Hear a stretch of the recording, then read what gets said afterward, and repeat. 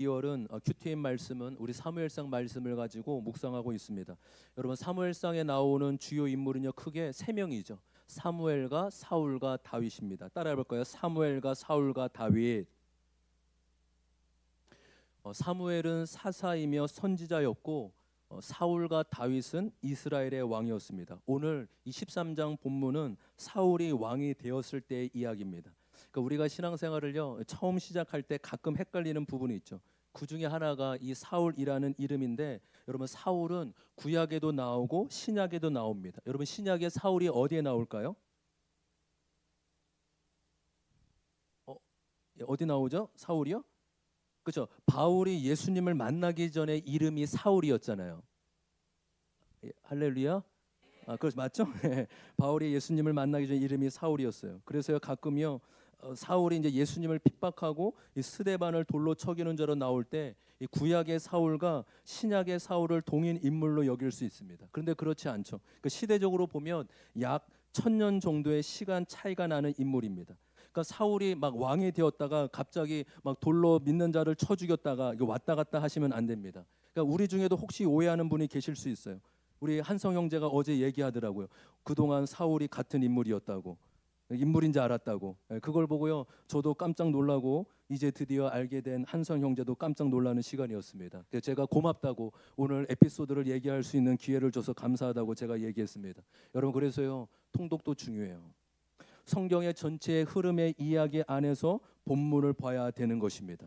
여러분 그래서 사진 한번 보면 이 영상 강력히 추천합니다. 우리가 한 달 전에 우리 7, 8주 동안 성경 통독 강의 하지 않았습니까? 성경 통독 안 들어서 그래요. 들어야 돼요. 들어야. 근데 이 7주 못 들으신 분도 괜찮습니다. 11월 6일 수요 예배 때요. 이 7주 8주의 가정을요. 1시간에 요약해서 물론 이제 뭐 큰 흐름만 잡은 거잖아요. 그렇죠? 창세기부터 전체 신약까지. 그래서 1시간 안에 요약해서 전한 말씀입니다. 이 영상을 한 2번, 3번 정도 잘 보시면 그래도 성경 전체를 보는데 큰 도움이 될 거라고 여겨집니다. 오늘 이 13장 본문은 사울이 30살의 왕이 되어서 통치한 지 2년이 지난 무렵에 일어난 일입니다. 사울 왕의 군대, 그러니까 이스라엘 군대죠. 그 예기치 않게요 블레셋 나라의 수비대를 공격하게 되었고 이로 인하여서 두 나라 간의 큰 전쟁이 일어나기 직전인 것입니다. 여러분 이스라엘은 아직요 국가 조직으로 조금씩 형성되고 있기 때문에 군대 세력도 약하였죠. 그래서 2절에 보면 지금 정식 군인이 3,000명밖에 되지 않아요. 그 중에 이 3,000명 중에도 2,000명은 사울과 함께하고 1,000명은 요나단과 함께 있어서 그나마 병력도 분산되고 있는 것입니다. 여러분 반면에 블레셋 군대는 어떠할까요? 숫자뿐만 아니라 그 당시에 철제 이런 무기를 가지고 있었습니다. 한번 5절 말씀 볼까요? 5절 말씀 같이 한번 읽어보겠습니다. 시작. 블레셋 사람들도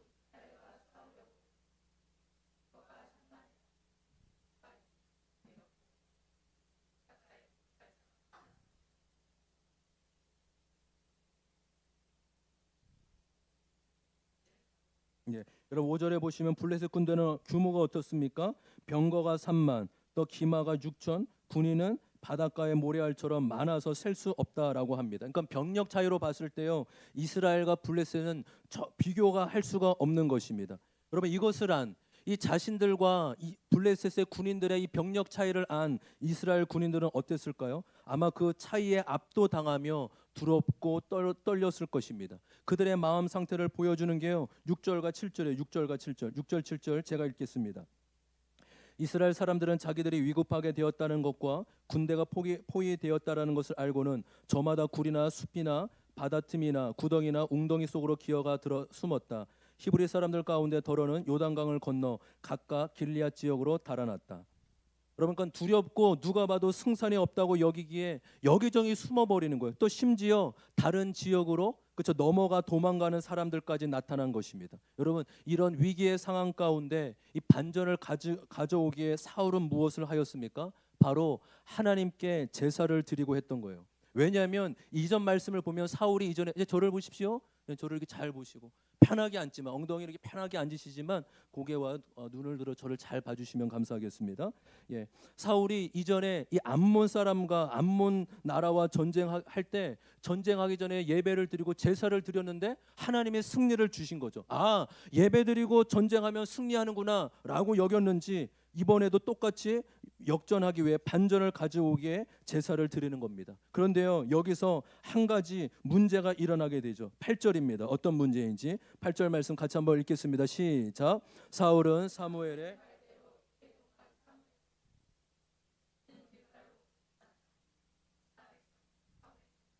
흩어지기 시작하였다. 아멘. 여러분, 사울은 사무엘의 말대로 7일 동안 오기를 기다렸지만 사무엘이요 오지를 않는 거예요. 아마 이 순간 한 나라의 왕인 사울에게는 많은 갈등이 있었을 것입니다.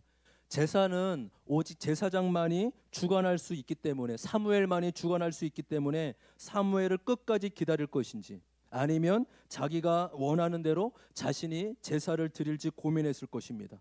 사울이 어떤 선택을 하였습니까? 더 이상 기다리지 못했어요. 야, 이러다가 우리 큰일 나겠다. 우리 망하겠다. 그래서 스스로 번제물과 화목제를 가지고 오라고 한 다음에 번제를 드렸습니다. 9절 10절 제가 읽겠습니다. 사울은 사람들을 시켜 번제물과 화목제물을 가지고 오라고 한 다음에 자신이 직접 번제를 올렸다. 사울이 막 번제를 올리고 나자 사무엘이 도착하였다. 사울이 나가 그를 맞으며 인사를 드리니. 여러분, 사울이 스스로 제사를 드리고 나자 마치 영화의 한 장면처럼 바로 사무엘이 도착을 한 겁니다. 그러니까 이것을 안 사무엘이 사울 왕을 꾸짖는 것이죠. 왕은 도대체 왜 이런 일을 하였습니까? 이 일이 하나님 앞에 너무나 큰 죄라고 말하는 겁니다. 여러분, 우리 13장 읽어보고 묵상한 분은 아실 거예요. 여러분, 사울이요 이번 일로 인하여서 왕으로 하나님 앞에 버려지게 되는 거예요. 그게요 13절 14절 나옵니다. 13절 14절 제가 읽겠습니다. 사무엘이 사울에게 말하였다. 해서는 안 될 일을 하셨습니다. 주 하나님이 명하신 것을 임금님이 지키지 않으셨습니다. 명령을 어기지 않으셨더라면 임금님과 임금님의 자손이 언제까지나 이스라엘을 다스리도록 주님께서 영원토록 굳게 세워주셨을 것입니다. 그러나 이제는 임금님의 왕조가 더 이상 계속되지 못할 것입니다. 주님께서 임금님께 명하신 것을 임금님이 지키지 않으셨기에 주님께서는 달리 마음을 맞는 사람을 찾아서 그를 당신의 백성을 다스릴 영도자로 세우셨습니다. 여러분 14절 보세요. 왕이 주님의 명령을 지키지 않았기에 주님께서 이제 마음에 맞는 다른 사람을 택할 것이라고 하시죠. 다시 말해서 이 일로 인하여서 하나님이 사울이 아니라 다른 사람을 택하겠다고 하신 것입니다. 여러분 한번 이 본문을 잘 생각해 보셨으면 좋겠어요. 여러분, 지금 사울은 제사를 드린 것에는 충분한 이유가 있었다고요. 11절과 12절만 보더라도요 사울과 상황과 이유는요 충분히 상식적이에요. 보세요. 띄워주실까요? 첫 번째 뭐예요? 사무엘이요 말씀 다음 거요. 다음 거. 말씀 이렇게 요약한 거 안 나왔나? 그렇죠, 그렇죠. 여러분 11절 12절 말씀을 요약하면 네 가지예요. 먼저는요 사무엘이 오기로 한 7일째 되는 날까지 오지 않았다는 거죠. 그러던 와중에 백성은 어떻게 됩니까? 불안하니까 점차 떠나는 거예요.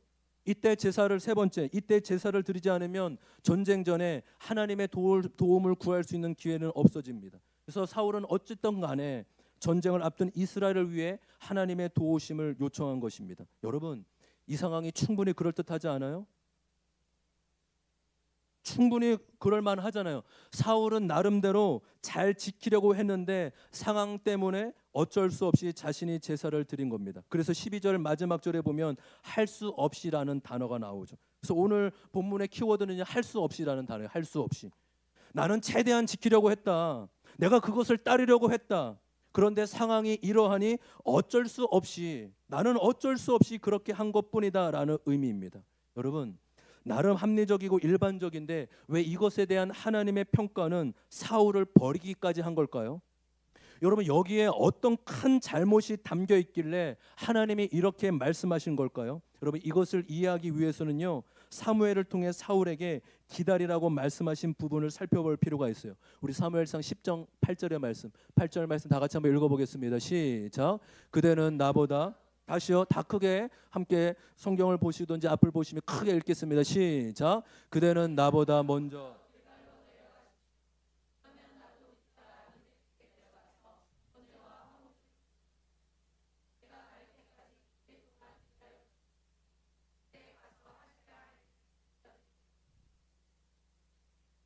여러분 여기서 기다리라 18절의 말씀을 주목해 보세요. 기다리라 하신 것은 단순히 제사를 위해서만 기다리라고 하신 것이 아니에요. 그것은 이제 왕이 된 사울이 어떻게 왕으로 삶을 살아야 할지를 하나님이 가르치시고 말씀하시겠다라는 것입니다. 여러분 이 부분이 너무 중요해요. 다시 한번 반복드리면 단순히 제사를 위해 기다려라라는 것이 아니라 그 제사를 통해 하나님의 방식이 무엇인지, 하나님의 뜻과 하나님의 사람은 어떻게 살아야 되는지 가르치기 위한 하나님의 계획과 의도가 담겨져 있는 것입니다. 근데 사울이 지금 스스로 제사를 드렸다라는 것은 하나님의 가르침과 의도가 아니라 자신이 스스로 결정했겠다는 의미예요. 하나님의 가르침과 의도대로 나라를 다스리는 것이 아니라 이제 내가 왕이 되어 스스로 다스리겠다는 것이죠.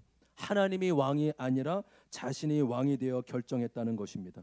여러분, 이스라엘의 진정한 왕이 누구시죠? 이스라엘의 진정한 왕이 누구십니까?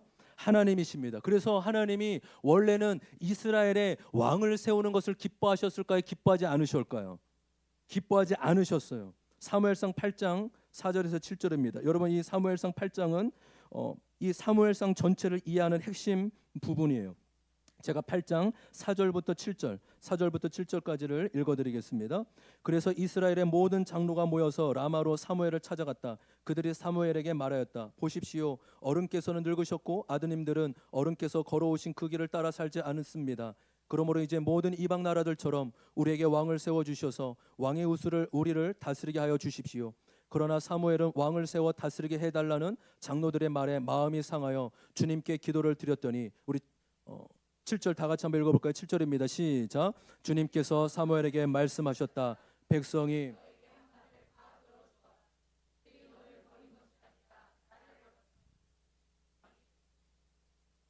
여러분 성경책에 있으시면 7절에 동그라미를 치고 밑줄을 치면 좋을 것 같습니다. 이게 사무엘상의 아주 핵심적인 말씀이죠. 백성들이 이방 나라처럼 왕을 세워달라고 하자 사무엘이 그 말을 듣자 안타까워했습니다. 그때 하나님께서 사무엘에게 말씀하시기를 백성의 요구를 들어주라는 거예요. 그들이 너를 버린 것이 아니라 사무엘을 버린 것이 아니라 누구를 버린 것이라고 말씀하죠? 하나님, 나를 버린 것이다. 하나님을 버린 것이라고 말씀하십니다. 여러분 하나님이 원하셨던 이스라엘 나라의 모습은 백성들이 하나님의 왕으로 여기며 하나님이 주신 말씀을 따라 살아가는 백성의 모습을 원하신 것입니다. 근데 하나님의 기대와 바람이 깨어졌던 것이죠. 백성들이 이방 나라처럼 왕을 요구하기에 하나님이 어쩔 수 없이 그 요구를 들어주신 것입니다. 그러니까 하나님의 원래 계획이 무엇이라고 여러분 어려우시니까? 안 어려우시죠? 저는 한 분만이라도 다른 생각을 하면 이게 막 주체할 수 없어요. 이게 갑자기 제가 목소리를 높아지는 건 흥분해서가 아니라 그분을 깨우기 위해서라는 것을 알고 계시고 제가 흥분한 일이 없도록 잘 저를 봐주시길 바라겠습니다. 제가 오늘 얼마나 당황스러운지 몰라요. 제가 예배 준비하고 이제 50분 돼서 이제 준비하고 나오려고 하는데 그 성찬식 우리 집내 우리 감리교단에 이 집내 이 책이 있는데 아무리 찾아도 없는 거. 왜 없지 늘 여기 목양실에 있는데 생각해 보니까 지난주에 이제 결혼 예식을 드리고 나서 집에다 갖다 놓은 거예요. 집에다가. 그래서 큰일 났다 어떡하지? 나 지금 이거 모르면 나 다 못 외워져네. 그 얼마나 길어요. 또 이게 내 마음대로 하는 게 아니라 그래도 기준대로 해야 되기 때문에. 그래서 어떻게 해야지? 그래서 막 누구를 보내야 될까 하다가 갑자기 채원이 둘째가 생각나서 채원아 근데 전화가 안 되는 거예요. 얘가 오고 있나 아니면 아직도 자고 있나. 근데 다행히 전화가 됐어요. 그래서 감사하게 우리 채원이가 오늘 쓰임 받았어요. 하나님 앞에 저의 연약함과 실수를 통하여서 쓰임 받게 됐습니다. 채원이가 그것을 잘 안전하게 예배 가운데 가져와서 제가 얼마나 마음 편하게 그 59분까지 얼마나 마음을 조마조마했는데 딱 11시에 그 우리 교집을 책을 갖고 와서 얼마나 감사한지 모릅니다. 여러분 네네 우리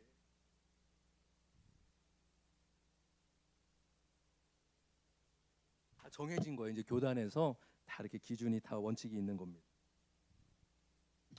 그러니까 하나님은 보이지 않으시지만 이스라엘을 다스리는 진정한 왕이십니다.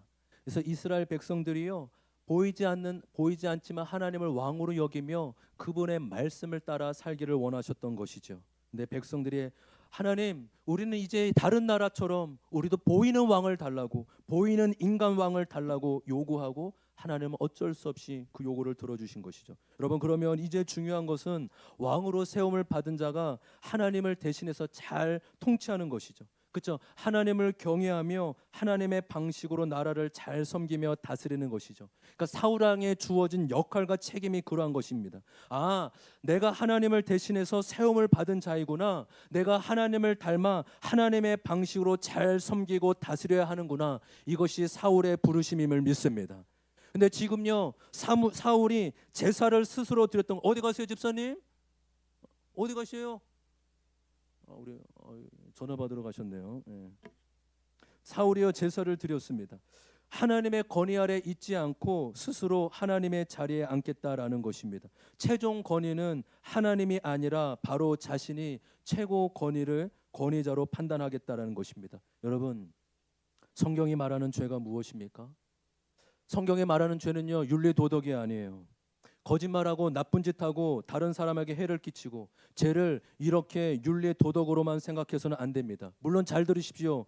이것도 죄예요. 분명히 죄고 악입니다. 그런데 성경은 언제나 죄의 본질을 먼저 중요하게 다룹니다. 죄의 본질이 무엇입니까? 하나님을 무시하는 것. 하나님을 주인 삼지 않고 내가 주인이 되어 살아가는 것이 죄의 본질인 것입니다. 그래서 제가 우리 자녀들에게 늘 얘기해요. 선비나 채연아, 네가 살아가고 공부하는 목적이 너 좋은 대학 가고 너 잘 먹고 잘 살기 위하면 그게 바로 죄야. 하나님을 무시하고 하나님과 아무 상관없이 살아가는 것, 그것이 바로 죄다. 하나님의 뜻을 구하지 않고 내 뜻대로 살며 내 마음대로 살아가는 것이 성경이 말하는 죄의 본질임을 믿습니다. 자기 생각에 옳은 대로 자기 중심대로 살아가는 것이 죄입니다. 그래서 여러분, 세상에서 말하는 죄의 개념과 성경에서 말하는 죄의 개념이 같을 수도 있지만 전혀 다를 수도 있어요. 세상은 행동만을 가지고 죄냐 아니냐 말하지만 하나님은 우리의 행동만이 아니라 우리의 마음과 동기와 생각까지도 살펴보시는 분이심을 믿습니다. 여러분, 그러니 저와 여러분이 회개할 게 얼마나 많아요. 행동으로 지은 죄만이 아니라 생각으로 마음까지 품고 숨은 죄가 얼마나 많습니까? 사랑하지 못한 죄, 용서하지 못한 죄, 품지 못한 죄가 얼마나 많습니까? 여러분, 그래서 누군가는 이렇게 얘기할 수 있습니다. 하나님을 믿는 게 이렇게 어려워서야 되겠습니까? 이렇게 무거운 짐을 지는 게 신앙생활이라면 어떻게 할 수 있습니까? 이렇게 생각할 수도 있습니다. 여러분, 자기 중심적으로 믿을 때는요, 신앙생활이 하나도 어렵지 않아요. 내가 원하는 대로, 내가 바라는 대로 힘들 때만, 어려울 때만 하나님을 믿고 내 필요에 따라 하나님을 믿고 찾으면 어려울 게 하나도 없습니다. 다시 한번요, 뭐라고요? 자기 중심적으로 하나님을 믿으면 신앙생활이 어려울 게 전혀 없다고요. 근데 하나도 어렵지 않던 신앙생활이 언제부터 어려워지시는지 아십니까? 하나님을 인격적으로 만나는 순간 신앙생활이 어려워져요. 아멘. 아멘. 크게 합시다. 아멘. 하나님의 말씀을 쫓아 내 중심이 아니라 하나님의 중심대로 살기를 소망할 때부터 신앙생활이 어려워지는 거예요. 그래서 성경에서 말하는 믿음은 단지 내가 원하고 바라는 대로 사는 것이 절대로 아니에요. 믿음은 내 자신을 버리고 자기 중심에서 하나님 중심으로 삶의 축이 옮겨지는 것이 믿음인 것입니다. 내 마음대로 살다가 하나님의 말씀대로 살려고 하는 것이 믿음 생활인 것입니다. 할렐루야. 여러분, 결혼한 분들에게 묻고 싶습니다. 여러분, 결혼 생활이 쉽습니까? 어렵습니까? 어려워요. 두말 할 것도 없이 어려워요. 왜냐하면 결혼하고 나면 내 마음대로 살면 안 되기 때문이에요. 가정을 위해서요, 내가 원하는 것을 못할 수도 있고 내가 원하지 않는 것을 해야 할 수도 있습니다. 왜 그렇죠? 결혼했기 때문에 그래요. 결혼 전에는 언제든지 내 마음대로 살 수 있죠. 돈 벌고 돈 내 마음대로 쓸 수 있죠. 시간이나 스케줄도요, 다 내가 원하는 대로 하면 됩니다. 그러나 결혼하고 나면 돈이나 시간도 내 마음이 아니라 함께 부부의 가정에 맞춰 가야 하기에 쉽지만은 않은 것입니다. 여러분, 하나님이 이스라엘을 출애굽시킨 다음에 어디로 인도하셨죠? 사진 한번 보실까요? 그렇죠. 이집트에서 출애굽하시고 강야로 바로 데려가신 게 아니라 어디로 데려가셨습니까? 시내산으로 데려가셨습니다. 이 시내산에 1년 정도 머물게 되는데 하나님께서 이때 다음 장면이요, 이스라엘과 언약을 맺으십니다. 한번 따라볼까요? 시내산 언약. 언약을 맺으세요. 그 언약의 내용이 출애굽기 19장 5절 6절입니다. 제가 읽겠습니다. 이제 너희가 정말로 나의 말을 듣고 내가 세워준 언약을 지키면 너희는 모든 민족 가운데서 나의 보물이 될 것이다. 온 세상이 다 나의 것이다. 그러므로 너희는 내가 선택한 백성이 되고 6절 다 같이 읽습니다. 시작. 너희는 나라는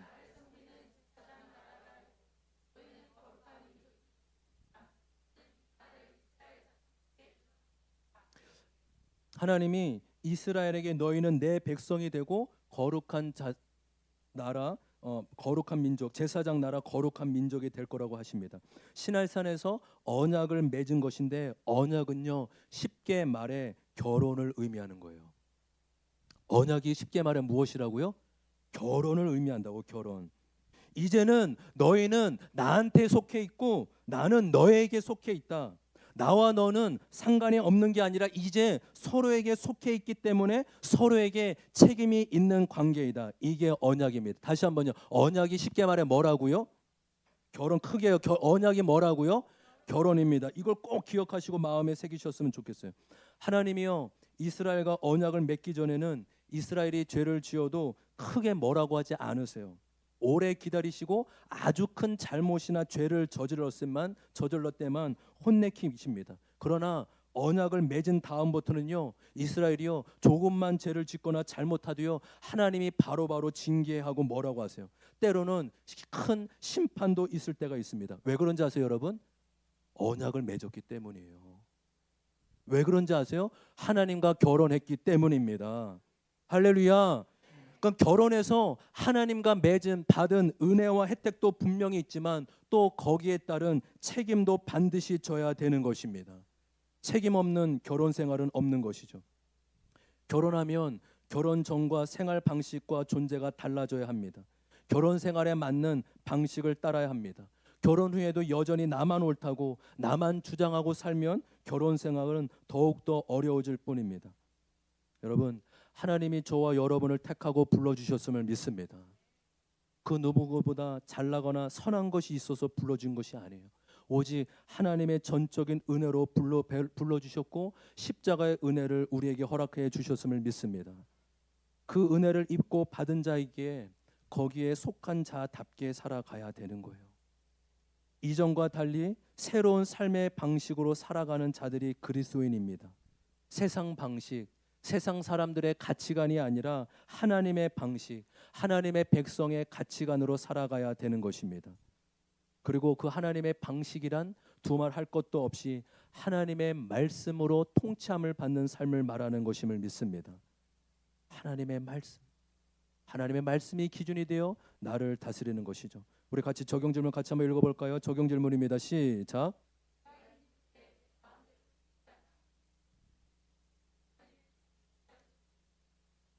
여러분 어떠세요?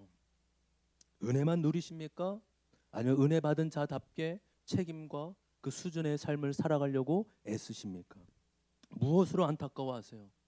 내 마음대로 되지 않는 것에 대해 가슴을 치세요? 아니면 하나님의 뜻대로 살지 못하는 나의 죄악된 모습 때문에 안타까워하며 가슴을 치십니까? 여러분 그럼 구체적으로 하나님의 백성의 삶의 모습은 어떠할까요? 하나님의 말씀으로 살아간다는 삶은 어떠할까요? 두 가지에 적용할 점을 나누려고 합니다. 첫 번째는 거룩의 기준을 높게 잡아야 된다라는 것입니다. 따라해 봅시다. 거룩의 기준을 높게 잡아야 한다. 거룩의 기준을 높게 잡아야 한다. 여러분 오늘 본문의 사울은요 하나님을 몰랐던 것이 아니에요. 그러나 상황에 타협하며 어쩔 수 없었다고 말합니다. 여러분 하나님은요 때로는 단호하세요. 어쩔 수 없었다? 이 변명과 합리가 안 통하는 분이에요. 그래서 오늘 설교가 제목이요 변명과 합리화가 통하지 않습니다. 따라해 봅시다. 변명과 합리화가 통하지 않습니다. 여러분 지금 사울이 이렇게 하나님 저 어쩔 수 없었잖아요. 아시잖아요. 근데 하나님 앞에 이 변명과 합리화가 안 통하는 거예요. 왜냐하면 그 마음에 이미 거룩의 기준을 낮추고 지키려고 하지 않는 마음이 있음을 하나님이 아시기 때문인 것입니다. 여러분 변명과 합리화가 아니라 인정과 회개를 하는 은혜가 있기를 소망합니다. 저는 아담의 후손이 맞다는 걸 저는 분명히 인정해요. 그렇게 인정하고 회개하는 것이 왜 이렇게 힘든지. 여보, 내가 잘못했어. 다른 사람에게도 힘들지만 아내에게도 왜 이렇게 힘든지, 아이들한테도 왜 이렇게 힘들지. 얘야, 아빠가 잘못했다. 아빠가 미안해. 여보, 내가 잘못했어. 나를 용서해줘. 그러면 이 한마디가요, 얼마나 그렇게 힘든지. 그렇구나 주님, 내가 이렇게 강팍하고 이렇게 인정하고 회개하기가 힘든 자가 바로 나입니다. 여러분, 우리가 저와 여러분이 끊임없이 변명하려고 하는, 합리화시키려는 이 죄성을 내려놓고 하나님 앞에 인정하고 회개할 수 있는 은혜가 있기를 소망합니다. 하나님 앞에 하나님 앞에 변명과 합리화는 통하지 않아요.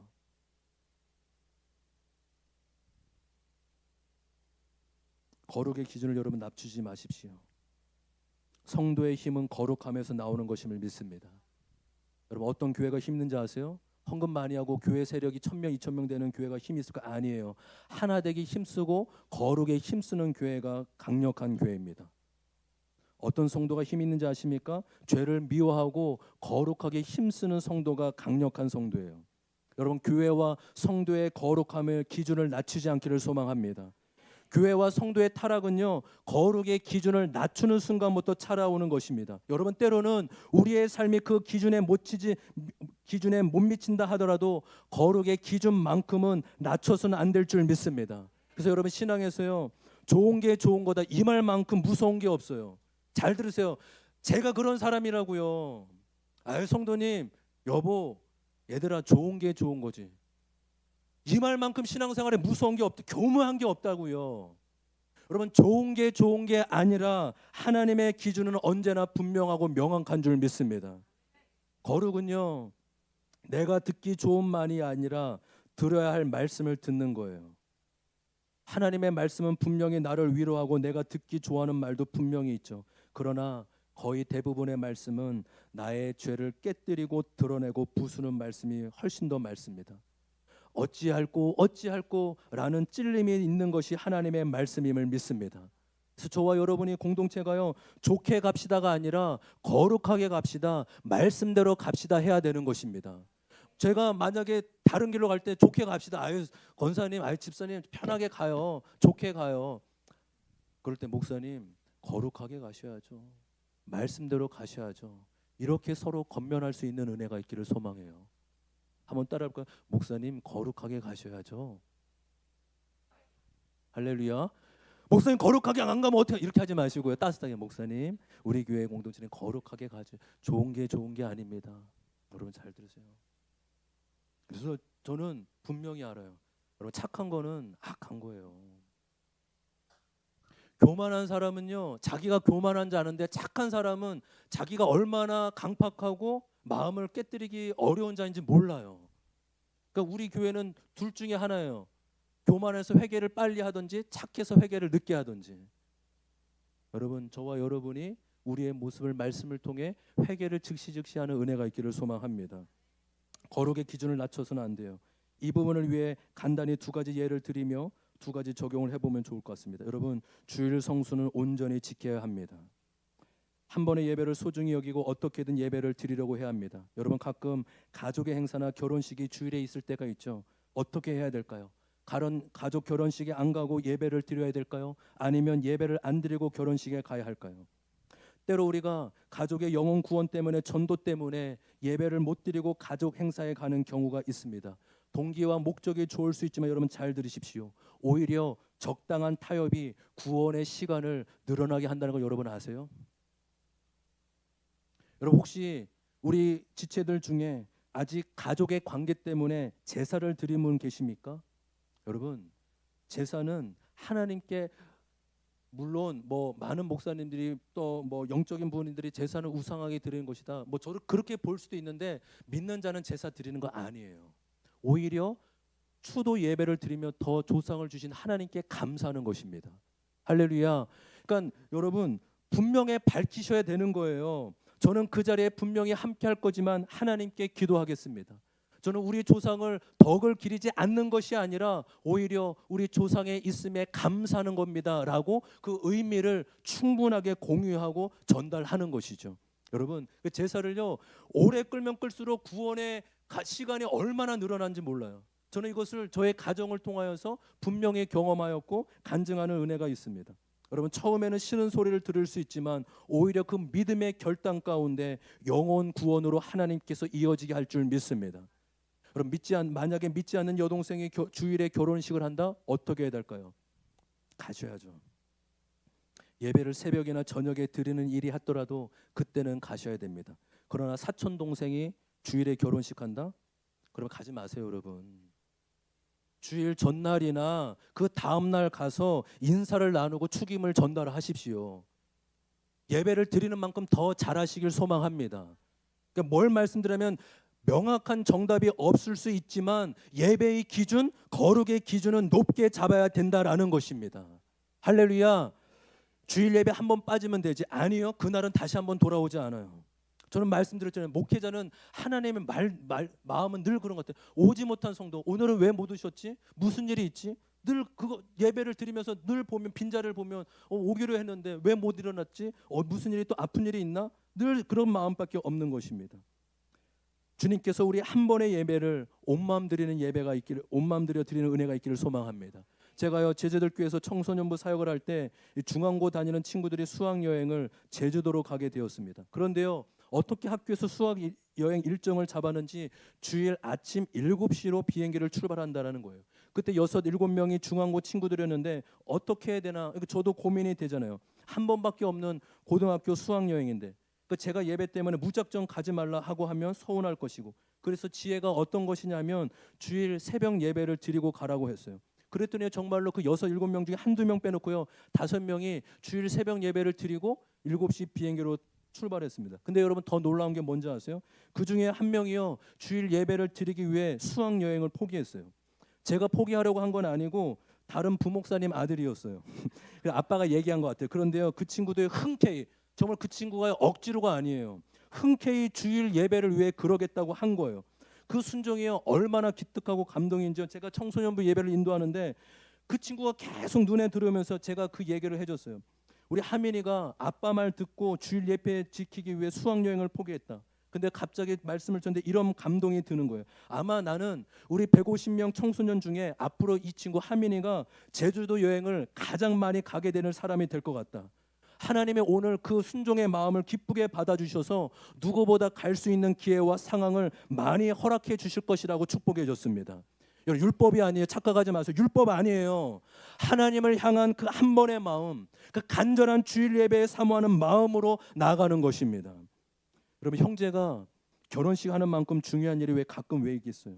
그런 경우 혹시 예배를 1년에 한두 번 여기서 예배를 못 드릴 수 있겠죠. 그럼에도 분명하게 따로 시간을 구별하여 영상 예배라도 주일 저녁에 6시에 아니면 9시 내가 와서 그래 하나님 내가 하나님 앞에 구별하여 1시간 예배 드리겠습니다. 이렇게 구별하여 하나님 앞에 온 마음으로 드리는 저와 여러분 되기를 소망합니다. 또 하나, 여러분 결혼에 거룩을 낮춰서는 안 돼요. 저에게도 자녀가 3명이 있고 또 우리 교회 청소년들이 있습니다. 몇 년 뒤면 저도 자녀를 출타시켜야 될 것이고 혼자 자녀가 살아가야 할 날이 다가오게 됩니다. 여러분, 이 시대가 얼마나 악하고 음란합니까? 연애는 누구나 다 가능하고 또 쉽게 성적으로 노출되며 성관계를 갖습니다. 심지어 자기랑 마음이 맞고 연애를 하며 동거하는 상황들이 일어납니다. 요즘 시대가 다 그렇다며 친구들이 아무렇지도 않게 이렇게 지낸다며 아무렇지도 않게 생각합니다. 심지어 세상 사람뿐만 아니라 교회 다니는 청년들, 다음 세대 어린 친구들도 그렇게 생각한다는 거예요. 여러분, 세상 방식이 당연하고 정답입니까?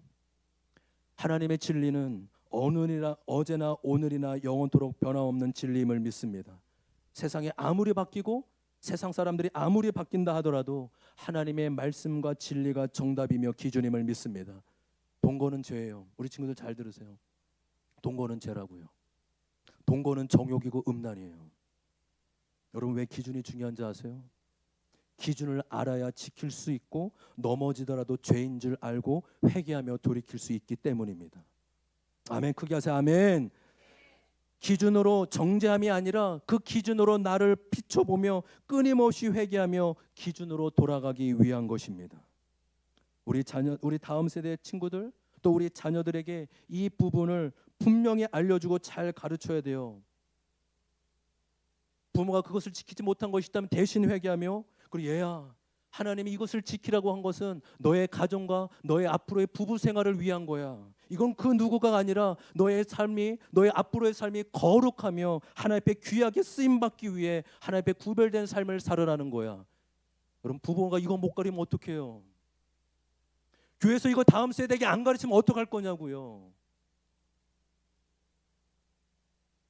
방치하고 그것을 당연하게 여기는 건 부모의 유죄예요. 우리가 가르쳐야죠. 얘야, 아빠도 그 부분 회개하고 있어요. 아빠도 여전히 아파하지만 우리 그래도 하나님의 기준에 맞게 살아야 되지 않겠니? 하나님이 그 가정과 그 자녀를, 그의 인생을 축복하시며 쓰임받게 하나님 놀랍도록 은혜를 베풀어 주실 줄 믿습니다. 적용 질문 같이 한번 읽어볼까요? 적용 질문입니다. 시작.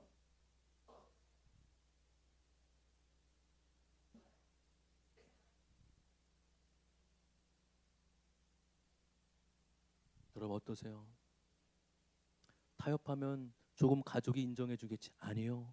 오히려 구원의 소식이 늘어나게 된다라는 것이요. 여러분, 마지막으로 하나님의 백성으로 말씀의 방식으로 살아가는 삶이란 무엇일까요? 두 번째, 자기와의 싸움이 늘 있어야 된다는 것입니다. 따라해봅시다. 자기와의 싸움이 늘 있어야 한다. 자기와의 싸움이 늘 있어야 한다. 오늘 13장 본문은 우리의 심각한 전투가 외부에서부터 벌어지는 것이 아님을 알게 해줍니다. 사울의 전투는요, 블레셋과의 전투가 아니었습니다. 그의 내면 안에서 일어나는 전투였습니다. 하나님을 왕으로 삼고 그분의 뜻을 따를지, 아니면 내가 왕이 되어 내 마음대로 행할지, 바로 이 내면의 전투입니다. 결국 스스로 사울은 내면의 전투에서 넘어지고 실패하여 자신이 왕이 되려 하였습니다. 여러분, 이렇듯 정말 심각한 전투는 우리 내면에서 벌어지고 있음을 믿습니다. 그렇게 여러분, 신앙생활은요, 언제나 자기와의 싸움이 수반되는 거예요. 나 자신과의 싸움, 내 중심적인 본성과 새 본성과의 싸움입니다. 내가 옳다라고 여기는 본성과 하나님이 옳다라고 여기는 새 본성과의 싸움입니다. 나의 옛사람은 여전히 하나님 없이 살려고 이끕니다. 그러나 나의 새사람은 하나님을 인정하며 하나님을 주인으로 여기며 살게 합니다. 여러분, 지난주에 우리 두 분, 우리 최재열 권사님, 이미성 권사님이 복음학교에 다녀오셨어요. 여러분, 일주일 동안 모든 직장을 내려놓고 간다는 게 얼마나 대단한 헌신입니까? 여러분, 내년에 다 가셔야 돼요. 우리 두 분이 오자마자 또 목사님, 우리 성도들 다 보내셔야죠. 이거 우리만 갔다 오면 어떡합니까? 정말이에요, 정말. 저는 일생일대 가장 임팩트 있고 능력 있는 시간이 복음학교라고 여겨요. 복음학교 딴 거 없어요. 그냥 일주일 내내 창세기부터 요한계시록에 나타난 복음이 무엇인지 총체적으로 배우는 거예요. 우리 예배 때 짧게 40분 1시간 그때 배우는 복음이 들었던 그 나눠졌던 복음이 아니라 일주일 동안 세상을 들여다보고 집중해서 이 성경 66권의 복음에 대해서 뭐라고 하는지 전체적으로 듣고 배우는 게 복음학교라고요. 그래서 그 복음학교를 통해 복음의 가치와 능력이 무엇인지 배우고 경험하는 것입니다. 그 충격과 은혜가 얼마나 큰지 내 존재와 인생이 완전히 뒤바뀔 것 같다는 마음까지도 듭니다. 그러나 십자가로 죽었던 나의 옛자는 여전히 살아서 스물스물 올라옵니다. 나의 예전의 모습과 습관들이 또다시 나에게 쉽게 영향을 미쳐옵니다. 그때 느꼈던 좌절감이란, 내가 정말로 복음을 경험한 사람이 맞나? 내가 정말로 복음 앞에 섰던 사람이 맞나? 여러분, 이 좌절감과 함께 분명히 깨달아야 될 사실은 복음은 날마다 우리에게 필요하다는 사실입니다. 할렐루야. 나의 옛자는 이미 예수님을 믿었을 때 완전히 죽었지만 또한 날마다 옛자를 십자가에 못 박고 죽는 훈련을 해가야 된다라는 것입니다. 할렐루야. 언제까지요? 하늘나라 가는 그날까지입니다. 목사 장로도 예외가 없어요. 4대 5대 신앙생활 아무 상관없습니다. 우리가 하늘나라 가는 그날까지 끊임없이 나를 십자가에 못 박고 나의 옛자와 새자와가 날마다 씨름하며 전투해야 되는 것입니다. 영적 전쟁은 이미 내 안에서 끊임없이 일어나게 돼요. 지난주에 이 3일간의 지방 부흥회가 있었습니다. 이 말씀 사역자 이주영 목사님, 이분은요 3년의 스케줄이 잡혀 있어요. 정말 어려운 분이십니다. 시간 내기가 정말 어렵게 모시기, 지금 유튜브만 치면 수천 개 수만 개 한국교회에 가장 왕성하게 말씀 사역하는 분이세요. 저도 얼마나 큰 기대가 되었습니까? 근데 이상하게도 월요일 저녁, 화요일 오전 집회에 제가 은혜를 잘 받지 못하고 있는 사실을 알게 되었어요. 왜 그렇지? 나 왜 그렇지 이상하다 생각해 보니 집회를 마치 지방 행사처럼 여기지 않나. 내가 지방 서기로 있기 때문에 일로 여기는 것인가? 아니면 이미 유튜브를 통해 그 말씀을 들은 말씀이어서 그런가? 아니면 뒷자리에 있어서 그런가? 제가 스스로 얼마나 심각하게 느꼈는지, 이러면 안 되는데, 나 은혜 받아야 되는데. 그래서 화요일 저녁부터 마음가짐을 좀 다르게 먹었어요. 야, 내가 주변에 보지 말고 강사님만 쳐다보고 말씀을 놓치지 말자. 들었던 말씀이지만 다시 은혜 받기를 집중하고 사모하자. 여러분, 제가 은혜 받았을까요? 못 받았을까요? 많이 받았어요. 말씀이 저의 들었던 말씀이지만, 이미 유튜브를 통해 들었던 말씀이지만, 다시 한번 저의 말씀이 다시 한번 선명히 깨달아지고 말씀이 저의 마음 가운데 들어오는 은혜가 있었습니다. 여러분 잘 들으십시오. 은혜는 하나님이 주시는 것이지만 또한 내가 받는 것입니다. 옛사람으로 반응하는 것이 아니라 새사람으로 반응하며 나아가는 것입니다. 큐티의 목적처럼 날마다 말씀으로 나의 죄를 가지치게 해나가는 것처럼 나를 빚어가는 것입니다. 여러분, 이번 주에도 내면의 싸움 여전히 일어날 것이거든요. 여러분, 예배 전에, 여러분 목회 전에 다 보이잖아요. 그 예배 전에 우리 뭐 싸우고 오셨나, 또 무슨 일 때문에 오셨나. 여러분, 영적 전쟁은 늘 있다고요. 그럴 때 여러분 들으십시오. 믿음의 의지를 들으셔야 됩니다. 은혜는 저절로가 없어요. 구원은 저절로 값없이 주시는 은혜이지만, 그 다음에 성화의 은혜는 내가 그 은혜의 의지를 끊임없이 드리고 결단해야 되는 것입니다.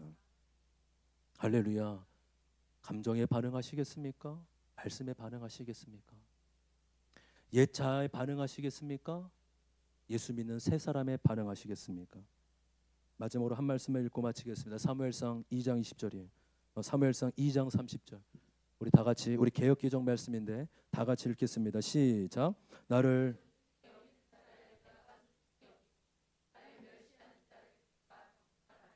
다시 한번요. 크게 읽겠습니다. 시작. 나를 존중히 여기는 자를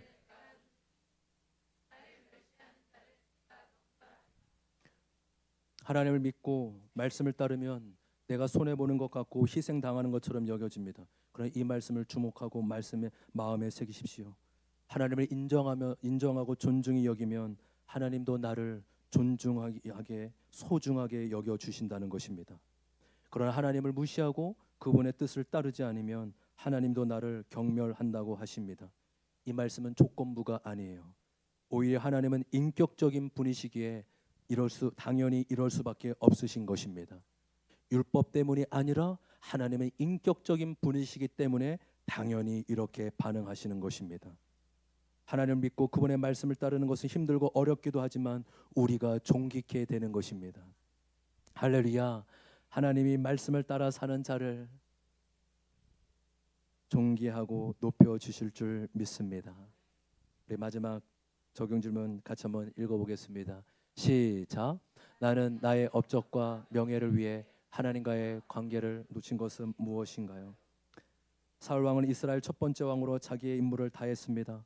사울은 다른 나라와 싸워 승리도 가져왔고 나라가 서갈 수 있도록 직무를 다했습니다. 그러나 하나님은 사울이 40년 동안 이룬 업적과 평가보다 하나님과의 관계 안에서 사건을 기록하고 있습니다. 하나님은 우리의 성과와 업적보다 하나님과의 관계를 중요하게 여기시는 분이십니다. 저와 여러분의 업적과 명예를 위해 하나님과의 관계를 놓치지 않기를 소망해요. 한 주간도 하나님 안에서, 말씀 안에서 살아가기를 부단히 힘쓰며 은혜를 구하는 저와 여러분 되길 주님의 이름으로 축원합니다. 우리 시간, 우리 성